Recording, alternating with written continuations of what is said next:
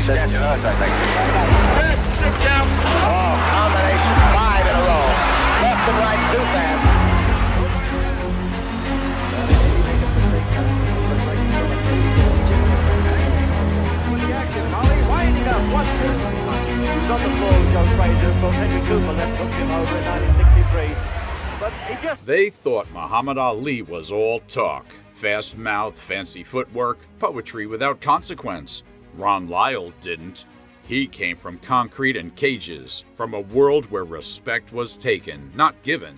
When these two finally stood face to face, it wasn't just a fight. It was a confrontation between swagger and survival, faith and fury, legend and a man who refused to bow. Muhammad Ali had been confronted his entire life by racists who told him to know his place, by reporters who called him loud, reckless, ungrateful, by the U.S. government which tried to break him when he refused to fight a war he didn't believe in. So when people later said Ali looked unbothered when Ron Lyall stared him down, eyes cold, shoulders squared like a street boss ready to enforce order, they misunderstood something fundamental. Ali didn't fear confrontation. He mastered it. Oh, before we move ahead, make sure to like the video and subscribe to the channel for more updates. We love bringing you this content, and your support makes it happen. But Ron Lyall was different. This wasn't a challenger chasing fame. This was a man who had already fought for his life in places far darker than any boxing ring. Ron Lyall grew up hard. Not rough neighborhood hard, not tough upbringing hard, prison hard. Survival hard. A man forged in violence, shaped by confinement, and released into the world with fists like hammers and a reputation that followed him like a shadow. Before boxing ever saved him, Lyall had been locked away. Before the crowd ever cheered his name, he had learned what it meant to dominate or be dominated. People around him didn't whisper it, but they knew. Ron Lyall wasn't just a fighter. He carried himself like a leader from the streets, the kind of man others fell in line behind without asking questions. And now, somehow, that man stood across from Muhammad Ali. Ali, the most famous athlete on earth. Ali the poet, the showman, the lightning-fast heavyweight who made grown men look foolish. Two worlds collided long before the bell ever rang. The build-up to the fight crackled with tension. Ali talked, as he always did, but there was something sharper in his voice this time. He joked, he taunted, but he also watched. Ali was a master reader of men. He studied posture, breathing, the way a fighter's eyes moved when pressure closed in. And Ron Lyall didn't blink. He didn't grin. He didn't flinch. He didn't play along. He stood there, arms crossed, jaw set, looking at Ali like he was just another obstacle. That alone told Ali everything. This wasn't a man intimidated by fame. This wasn't someone dazzled by titles or cameras. This was someone used to confrontation, someone who understood power in its rawest form. To some in the crowd, it looked like Ali had finally met a bully who wouldn't back down. But Ali didn't back down either. He leaned into it. Ali talked about faith, about destiny, about how every man who tried to take his crown ended up humbled. He smiled wide, flashed that familiar confidence, but beneath it was calculation, because Ali knew something most people didn't. Ron Lyall fought with rage, and rage, while terrifying, could be controlled. When the fight night arrived, the atmosphere felt heavier than usual. This wasn't just hype. It wasn't just another defense or a comeback fight. There was a sense that something violent, something primal, was about to unfold. When Ron Lyall walked to the ring, there was no showmanship, no dancing, no smile, just forward motion. He looked like a man walking into a reckoning.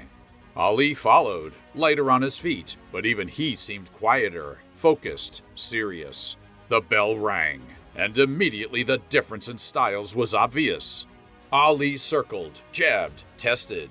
Lyall stalked. Every step Lyall took was deliberate. He cut the ring down like a hunter cornering prey. His punches weren't flashy, but they were heavy, thudding into Ali's arms, shoulders, ribs. And when finally landed clean, you could feel it. Ali felt it too. For the first time in a long while, Ali realized this fight wouldn't be about embarrassing someone. This wouldn't be a dance. This would be a war. Lyall threw punches like he meant to end things, not win rounds, end them. He drove Ali backed him into corners, tried to impose his will the way he always had, by force. And there were moments when it worked. Ali took shots, big ones. The crowd gasped as Lyall's power snapped Ali's head back, as his fist slammed into Ali's body. This wasn't supposed to happen, not like this. People had seen Ali hurt before, but not pressured like this. And that's when something strange happened. Ali smiled. Not the playful grin from press conferences, not the mocking smile meant to humiliate opponents. This was different.